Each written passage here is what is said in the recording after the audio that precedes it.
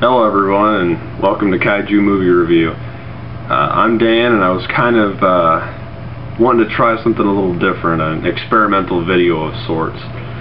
So this is episode 12 for the Space Amoeba, or Yogg, the monster from space, if you're a little more familiar with the English version.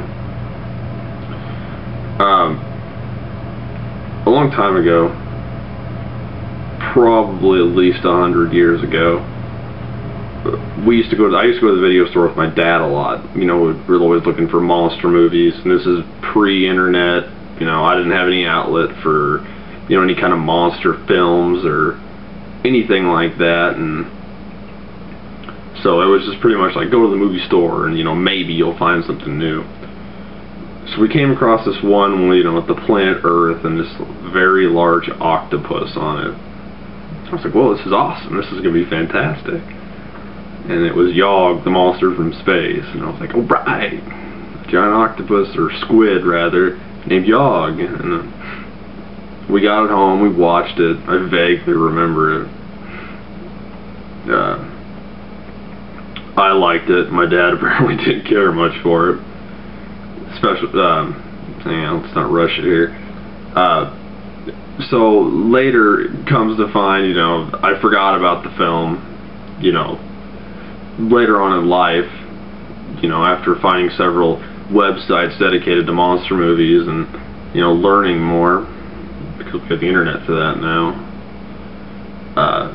I found out that it was actually called Space Amoeba, and I remembered it again, and I ordered it, and I got it on VHS, like a Japanese version of the VHS. And I watched it again, and it was just so fantastical to see it again. And then I had to buy it on DVD because I have the VHS, but I don't have a, you know, I don't have a VHS player anymore. So I want the better video quality, so I get the DVD. But so the film's about a rocket. It essentially starts with a rocket called the Helios 7 that's shot into outer space. You know, like all good movies start out with. And the capsule was supposed to go, you know, I believe it was around Jupiter. I don't really remember off the top of my head for some reason.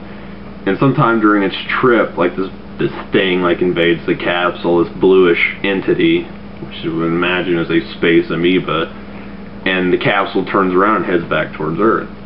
Well, the capsule was supposed to be back for like a really long time. So a photographer named Kudo, on an airline trip back from Brazil, I believe it was, going to Japan, sees it, and, you know, he gets I think he almost gets a picture of it, and nobody believes him. Like, you know, you're crazy, it's not supposed to be back for years, you know what you're talking about. And apparently he's hired to take a job after he gets back to go to an island.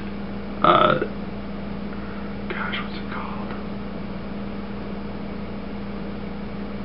Selgio Island, that's it. I can cheat. Selgio Island, to do, you know, photography for, you know, they're supposed to be building some kind of hotel or resort or something there. You know, there's something about natives, and I don't know if they want to kick them off or kick them off the island, and supposedly something about a monster. Well, they get there, and there were already two people there before them that were checking it out, and one of them was killed by a monster that lives in the water that the natives call Gazora, which is awesome. They get there, and you know, they hear the stories about Gazora, and apparently if you see it, or, I don't know, speak about the monster, or you think ill of it, it'll come after you and kill you.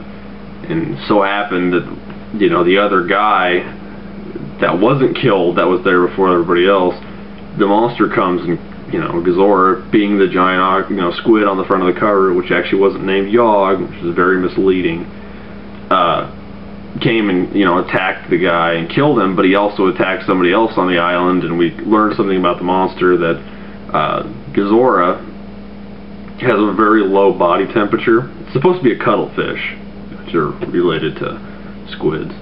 Has a really low body temperature to the point that it'll it'll leave frostbite if it touches you for a prolonged period of time, which is awesome. And Gazora is the only monster that really has like a power, like a special, I would call a special power, not counting the Space Amoeba. We'll get to that later.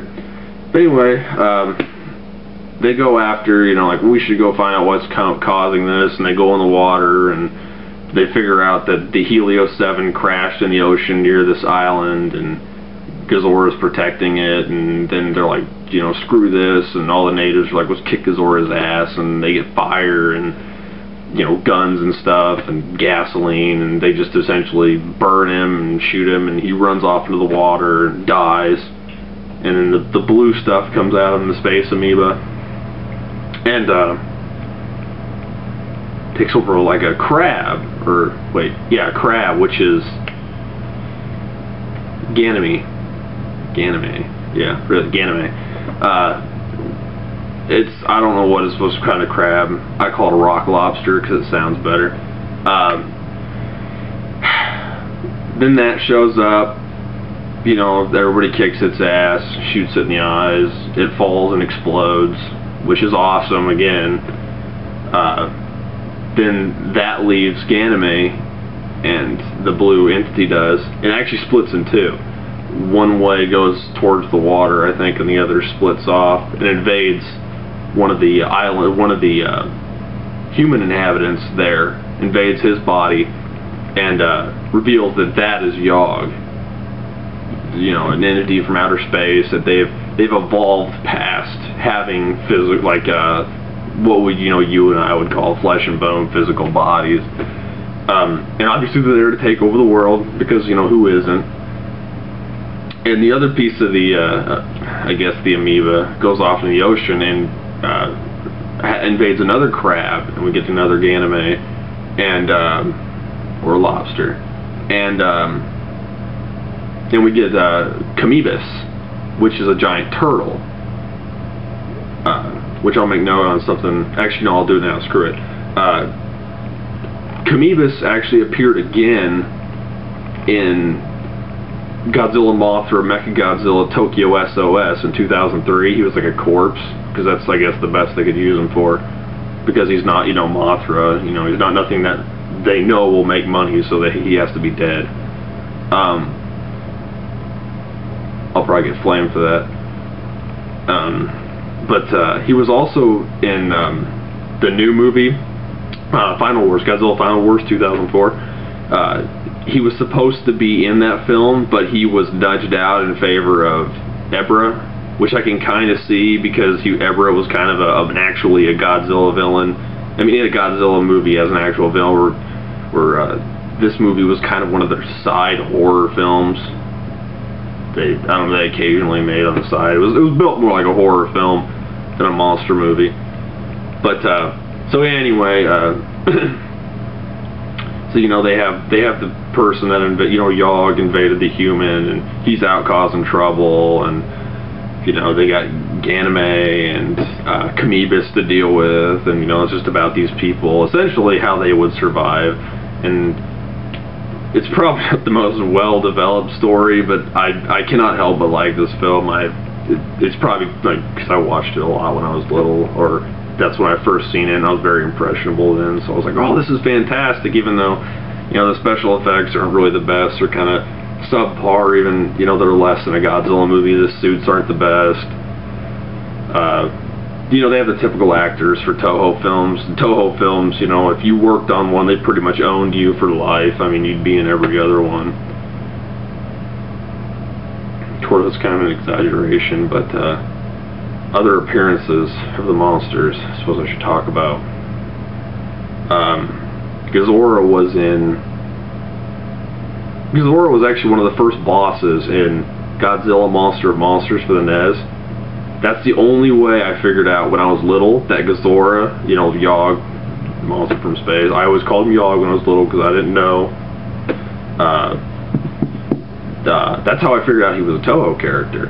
I was like, well, that's really neat. So I was like, why was he in this game? And I was like, well, if, you know, I figured on later that, you know, oh, he was owned by Toho, it was Toho property, which was really cool because, you know, I'm completely down with Toho or anything related Even though he was like extremely weak and he was kind of a cheap character where he'd pin you against a wall. He couldn't kill you, he wouldn't do any damage, he would just pin you against a wall and you would just be annoying.